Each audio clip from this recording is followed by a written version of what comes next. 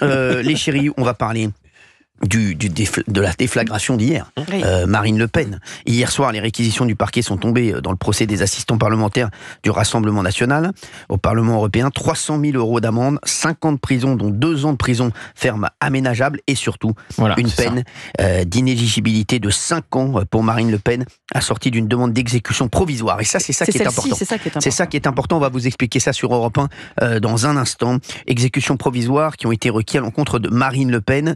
Alors, procès politique ou simple application du droit, on va en débattre, on va en parler, on va vous donner des éléments bien entendu aujourd'hui sur Europe 1 pour comprendre et pour savoir ce qui va se passer en 2027, parce que là ça rebat complètement les cartes de 2027 si Marine Le Pen est mise hors jeu. Alors c'est sachez-le, tout le monde en parlait. Moi déjà, ça a été, j'étais avec j'étais avec plein de gens qui me disaient, on va voir ce qui va se passer autour de Marine Le Pen. Est-ce que tous les journalistes le disaient, on attend de savoir ce qui va se passer autour de Marine Le Pen. Et c'est vrai qu'hier, quand même, personne n'osait y croire. Personne n'osait croire que les réquisitions allaient être aussi sévères.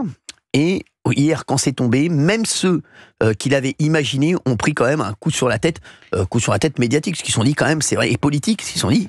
Ça va rebattre les cartes complètement de 2027, Gauthier. C'est un big bang politique parce que vous empêchez, si c'est appliqué, vous empêchez la favorite de 2027 de se présenter. Donc la potentielle future présidente, c'est 5 ans, ça peut être moins. Si c'est 3 ans, ça suffit à empêcher Marine Le Pen d'être candidate à la prochaine présidentielle. L'exécution provisoire. Et voilà, exécution provisoire. J'allais y venir. L'exécution provisoire, ça veut dire que c'est appliqué maintenant, tout de suite. Et même vous s'il y a un appel de la Marine décision. Le Pen de la vie politique, parce que ça pourrait s'appliquer aussi pour son poste de députée, pour la présidence du groupe à l'Assemblée nationale. Donc elle n'est plus députée, elle n'est plus présidente de groupe et elle n'est plus candidate à la prochaine présidentielle. Donc c'est un choc politique total, ça rebat totalement les cartes. Si encore une fois c'est confirmé, la décision devrait tomber en février. Et dans ce cas-là, évidemment, ça ouvre la voie à Jordan Bardella. 01 80 20 39 21, 01 80 20 39 21, vous réagissez à ce, comme vous l'avez dit, c'est un séisme. Oui, c'est la favorite, il faut bien se dire ça. Exactement. Parce que tout le monde dit, oui, on empêche la principale opposante à Emmanuel Macron d'être candidate. Emmanuel Macron, il n'est pas candidat en 2027. C'était la favorite de tous les sondages pour 2027. Vous sortez la numéro 1 du moment pour la prochaine présidentielle. Alors c'est un séisme. Le parquet a justifié cette demande. Il n'est pas un peu flottant, le parquet. Non, mais le parquet a rappelé que les ambitions politiques ne devaient pas être prises en compte dans le procès. C'est leur justification. Oui. Alors, et D'Artigol, qu'est-ce qu'il dit de ça ? Les réquisitions posent problème sur une dimension pour ceux qui les contestent, notamment sur le côté exécutoire. D'ailleurs, le jugement peut revenir sur cette dimension-là. Mais les réquisitions s'appuient sur des faits, sur des réalités.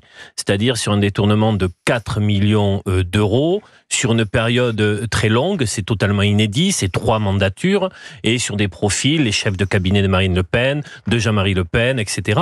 Donc il y avait des éléments, le dossier n'est pas vide. Mais ce qui pose problème aujourd'hui, c'est que si l'exécution est décidée, en effet, ça vient jouer, ça vient interférer dans la vie démocratique de la prochaine présidentielle. C'est un sujet. Bien sûr que c'est un sujet. Mais avec aussi le côté concomitant de la sortie du livre de Jordan Bardella, qui est signé à Bruxelles le jour où ça tombe, et on sent bien que ce calendrier a été travaillé. D'un côté, un coup dur pour Marine Le Pen, mais de l'autre, Jordan Bardella qui prend la lumière. Je suis pas sûr que le calendrier ait été travaillé, moi, là-dessus. Je pense pas que... On peut même tout dire, la sortie du livre a été repoussée pour pas que ça tombe en plein procès de quelques jours. Voilà. Mais c'est vrai que tout fait sens. D'un côté, vous aviez Marine Le Pen au tribunal, et de l'autre, vous aviez Jordan Bardella qui signait des centaines de livres. Il en est à plus de 2000 signatures, il en a vendu 25 000. Il est en pleine tournée littéraire qui ne fait que commencer. Il sera d'ailleurs tout à l'heure sur Europe 1 à 18h30. Donc, il sera chez nous à la télé jeudi prochain. Et c'est vrai que voilà, le parallèle fait sens. D'un côté, penser à ce qu'avait fait Éric Zemmour. Livre plus réunion. Oui, c'est vrai.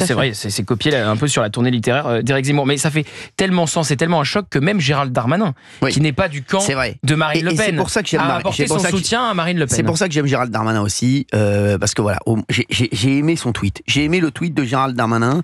Vous savez pourquoi aussi Gérald Darmanin dit ça ? Mais il est malin. Il est malin. Oui, bien sûr. C'est un signal aux électeurs RN au cas où elle n'est pas là. Et un deuxième, je vais vous dire. Entre nous, je vais vous donner mon analyse, après vous me direz ce que vous en pensez, c'est vous le spécialiste politique, puis on va en parler avec Mathieu Vallée dans un instant, député européen et porte-parole du Rassemblement national. Moi je vais vous dire, je pense au contraire, vous savez, c'est l'effet c'est l'effet C8, hein, ce que j'appelle maintenant l'effet C8.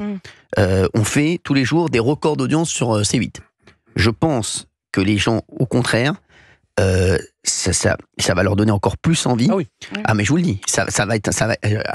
Alors là, je partage à 100%. ça va être... Ah mais je vous le dis, les Français détestent qu'on essaie de leur dire ce qu'il faut regarder, pour qui il faut voter, ce qu'il faut écouter comme musique. Ils détestent les Français.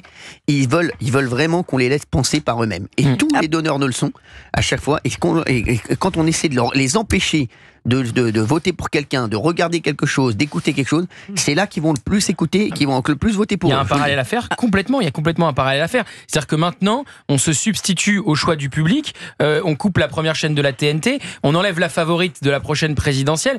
Donc c'est des réquisitions aux électeurs, c'est aux électeurs. Oui, mais bon, il faut quand même dire aux auditeurs qui nous écoutent, le plus probable, c'est que Marine Le Pen ne soit pas candidate à la prochaine présidentielle. Il faut dire les choses. Voilà, c'est ça le plus probable. C'est ça qu'on va. Et c'est insupportable de se substituer au choix de l'électeur. Aujourd'hui. Hein. Oui, mais après on peut pas dire, nous par exemple, on l'a dit très souvent, on peut pas répéter à longueur d'émission, oh là là, la justice elle est laxiste, regardez ces juges qui laissent tout faire, regardez. Et puis quand tout à coup la justice tape du poing sur la table, alors évidemment on peut s'interroger sur l'exécution provisoire, mais sur les réquisitions. Je mets de côté l'exécution provisoire, on peut pas dire, oh bah tout d'un coup, regardez comme ils sont sévères. Il faudrait savoir où la justice est laxiste, où la justice applique le droit.